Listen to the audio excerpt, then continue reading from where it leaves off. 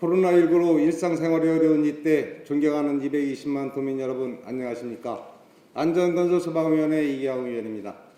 먼저 본의회에게 5분 발의 기회를 주신 김명선 의장님을 비롯한 선배 동료 의원님께 깊은 감사의 말씀을 드립니다.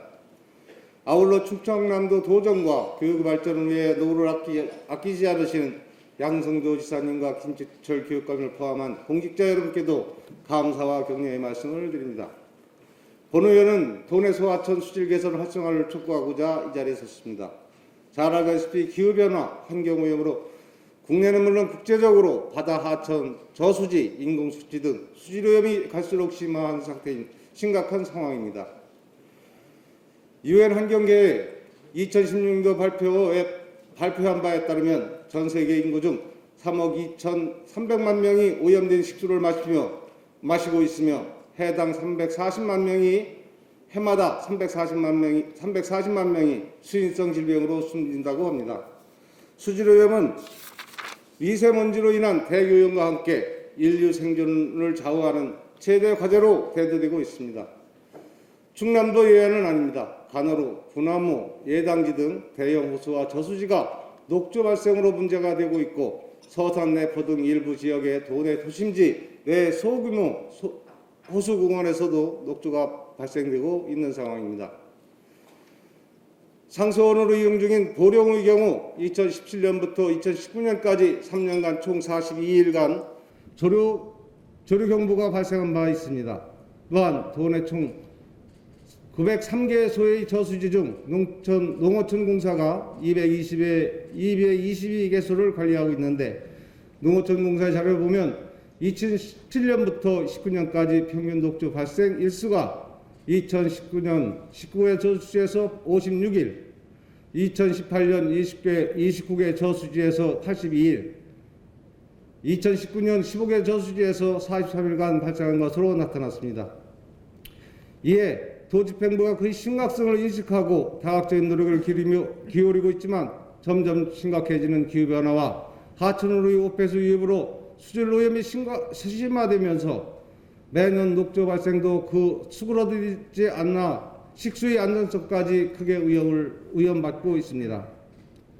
대책의원으로 우리 도의회 소하천 유입수 수질 개선을 통한 선제 녹조 예방 사업 연구 모임에서는 그동안 녹조 발생 현장을 찾아 소하천 수질 정화 설비를 시범 설치해 수질 상태를 지속적으로 분석한 바 있습니다. 화면에서 보시는 것처럼 그 결과 수질 개선은 고무적인 성과가 있었습니다. 용존산소 5.2% 증가, 생물학적 산소 요구량 80.8% 감소, 부유물질 72.8% 감소, 총 육가탄소량 37% 감소, 총인 19.1% 감소, 그리고 총 대장균 97.3%가 감소한 것입니다. 이는 환경정책기본법 시행령 제2조 3항의 하천 수질 등급 기준 1등급에서 2등급으로 매우 양호한 것입니다. 존경하는 양성주 지사님, 지난해 본의원의 수질 관련 도정 질의에서 지사님께서는 2012년부터 현재까지 총 8,824억을 확보해 도내 4대 수계 수질 개선 및 수생 생태 건전성 회복에 기여한 바 있다고 답변하신 바 있습니다. 또한 하천 호수 저수지 유역의 물통합 관리 중장기 계획에 따라 2025년까지 1조 8천억 원을 투입하고 있으며 녹조 발생 시 원인 조사, 주변 오염원 관리 강화, 환경 인프라 확충 등의 적극적 노력을 하신다고 하셨습니다. 지사님이 각별한 수질 개선에 노력에 깊이 감사드립니다. 그러나 수전이 어마어마한 예산을 투입하고 있지만 일부 환경단체와 상당수 도민들은 여전히 수질 문제가 근본적으로 해소되지 않고 있다며 좀 더 확실성 있는 대책이 마련이 필요하다고 목소리를 높이고 있습니다.